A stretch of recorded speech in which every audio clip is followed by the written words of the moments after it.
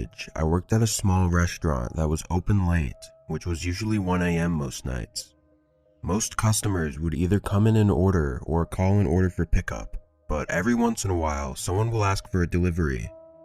I always enjoyed doing the deliveries because I'd get to leave the place and drive around while getting paid, plus the tip money was always nice. Anyways, we had a small delivery order for a customer that ordered at 12, so this was my last delivery of the night before getting off. I got in the car and started down the road. The GPS said it was 15 minutes away, but our restaurant was located right next to a highway, so for pretty much every delivery, I'd be on the highway for a few minutes before taking an exit and entering a neighborhood. I got on the ramp to enter the highway, and usually no one is out this late at night, but as I started to go down the ramp, I noticed a car coming toward me in my side mirror. From the headlights, I could tell they were far away, but they were also going really fast. Either way though, I had to merge into the highway, so I slowly turned in and stayed in the far right lane. The car behind me then merges from the middle lane into the far right lane as well, practically slamming on the brakes as he comes towards the back of my car. What the hell is wrong with this guy? I thought, as he just put both of our lives in danger for absolutely no reason. I figured he had to be drunk or just some idiot that thought it would be funny to scare me. But after a few minutes, he still stayed right behind me. I wasn't really sure what he was doing at this point, but it wasn't funny at all. My exit was coming up, so I was just hoping he'd leave it alone once I turned off the highway. But of course, the guy followed me. The house I was delivering to was in a big neighborhood right next to the highway, so I turned in and started driving down the neighborhood streets. Once we got deeper in, the guy behind me turned all of his headlights off. This is when I really started to panic. I'd had stupid drivers follow me for a bit because I accidentally cut him off or something, but this was going too far and I hadn't even done anything to them. Thankfully, the house was just down the street at this point, so I figured I'd pull into their driveway and try and get the customer to answer the door as quickly as possible so that I wouldn't be alone. I drove my car up the right side of their driveway, which I immediately realized was a bad idea as the car pulled up right next to mine on the left side of the driveway.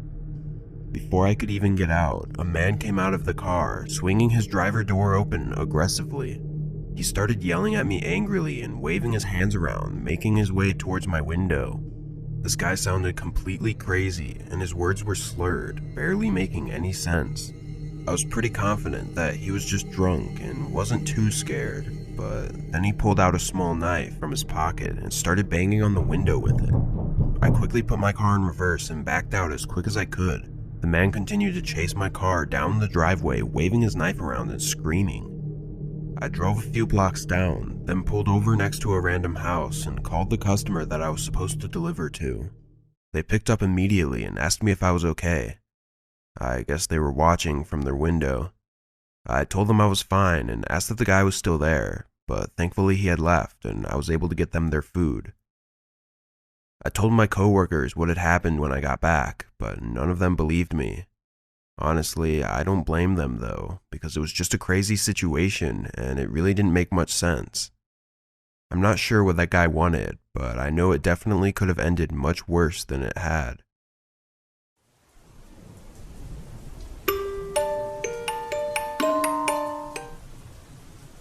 It was a regular night of delivering pizzas around my town, and I was in the middle of heading to probably my 8th or 9th customer of the night. I typically just play music and kind of space out as I drive between the houses and the restaurant, as it can get really boring after a while. But as I made my way down the dark, empty roads, I noticed a couple warning lights on my dashboard suddenly turn on.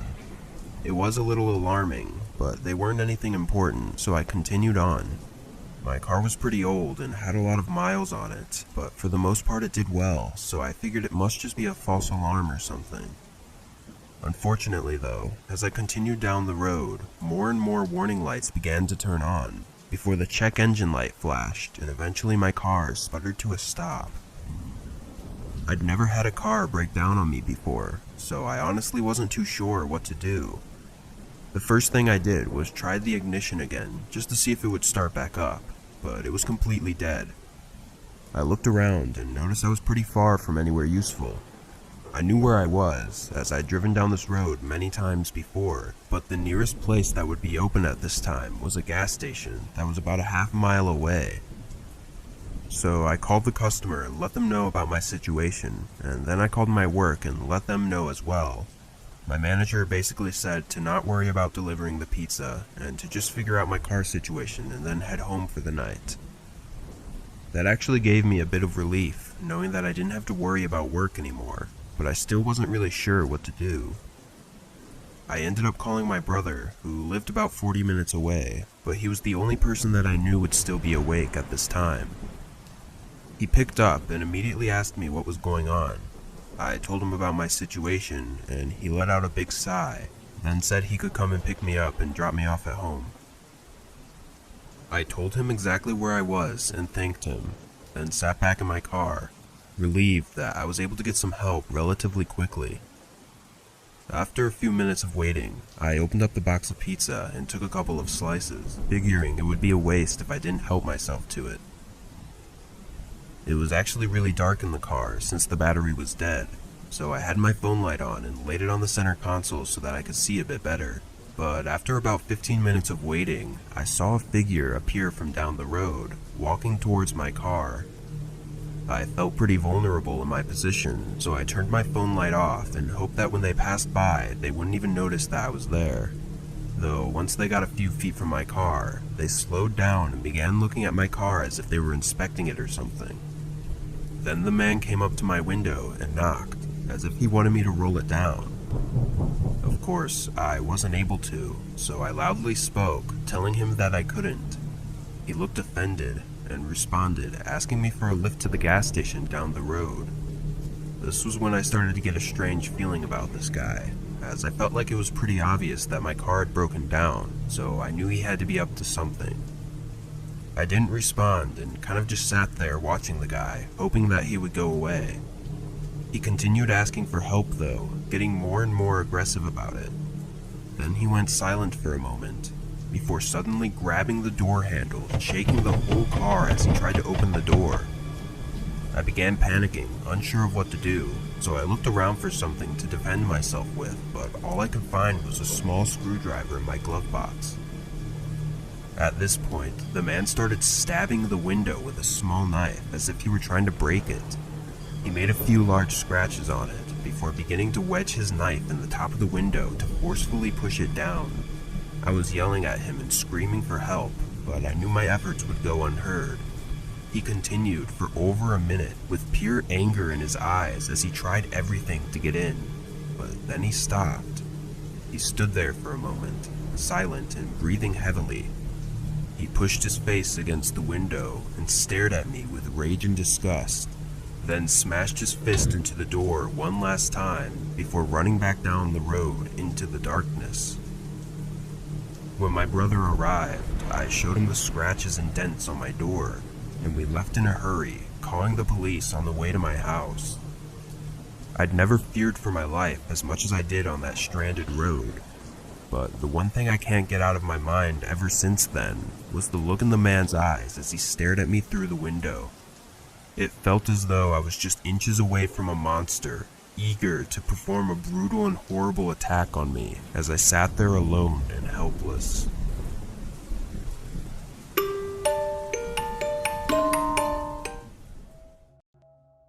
I worked part-time as a DoorDash delivery driver last year. I had another job at a clothing store, but on certain days I would actually make more money doing deliveries due to more people ordering on specific days. So on those days I'd spend most of my night driving around. Doing this for almost 6 months at the time, I had gotten very familiar with it and it was kind of just second nature. To make things better, my town rarely had any traffic, even during rush hour. Anyways, it was a regular night of delivering and I had just picked up a large order from a fancy restaurant and began making my way to the customer's house. Big, expensive orders are always the best ones to do. These orders pay more and really didn't take any extra effort compared to other deliveries, so it kind of just felt like a bonus. I pulled into the neighborhood of large homes, which made sense considering the size of the order and the fancy restaurant. It was a very foresty area, with most of the houses hidden behind long driveways that went into the trees. The customer's house wasn't too far into the neighborhood though. It was only a couple minutes down the road. Usually I'd park on the side of the street and walk up to the front door, but with driveways like these, I would obviously just go down them to get closer to the house since they were so far away. But as soon as I turned onto the driveway, I slammed on my brakes. There was a chain held up by 2 pillars on either side of the driveway, blocking the entrance. I'd seen these before, but I'd rarely ever see the chain actually connected. I figured they'd just forgotten to undo it, so I got out of my car and made my way over to the pillar on the right side. I immediately noticed there was a lock on it that required a key, preventing me from just removing it. I stood there annoyed and looked down the driveway, but I couldn't even see the house from where I was, so I went back to my car and grabbed my phone to call the customer. A man answered after the first ring, and I explained that I was their DoorDash driver and that the chain was blocking the entrance to their driveway. He responded, saying that there was no easy way to unlock it right now, but the house wasn't very far down, so I shouldn't have to walk very far. I pretended to be nice and said okay and hung up. Typical rich family, I whispered to myself as I reached into the passenger seat to grab the large bag of food. I made sure to lock my car, then walked around the chain and down the path. About a minute into the walk, I started getting a little nervous. It was really dark, and they didn't have any lights on the side of their driveway. I still wasn't able to see the house yet either, which I thought was strange since they had told me that it wasn't a long walk. Then I heard crunching footsteps coming from the dark trees to the left of me. I stopped and stared at the direction they were coming from as they came closer and closer. I began to make out a figure of a man holding his hand up as if to say hello. "Who are you?" I asked, trying to hide my shaky voice. The man joined me on the driveway and explained that he was the one I just talked to on the phone. I was still uncomfortable and asked what he was doing.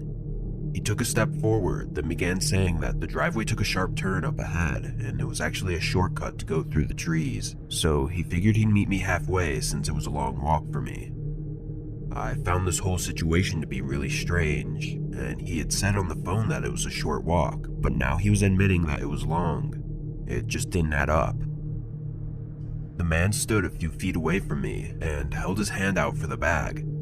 I hesitantly stepped towards him and handed him the food. He thanked me and turned around to head back the way he came, but then he stopped and turned to face me again. "I forgot to bring your cash tip," he said, looking me in the eyes. Something about the way he said it made me extremely uncomfortable, so I said don't worry about it and started walking back down the driveway to my car. "It's just a quick walk through here. If you want to come with me, I can drive you back to your car once I give you your tip." I didn't respond and began walking faster down the dark driveway. A few seconds later, I heard leaves crunching as the man walked back into the trees. I was just glad he didn't try to follow me. Once I got back to my car, I drove off quickly and ended my deliveries for the night. When I made it home, I reported it to the police just in case, and an operator said they would send an officer down to talk to the owners of the house. I still get chills thinking about the whole situation, mainly because I got a call a couple hours later from an officer explaining that he talked to the residents living in the house, but they had no idea what he was talking about, as they didn't order anything for delivery. I don't know if the residents were lying or not, but either way, it was a very disturbing experience and has made me a lot more cautious when doing deliveries at night.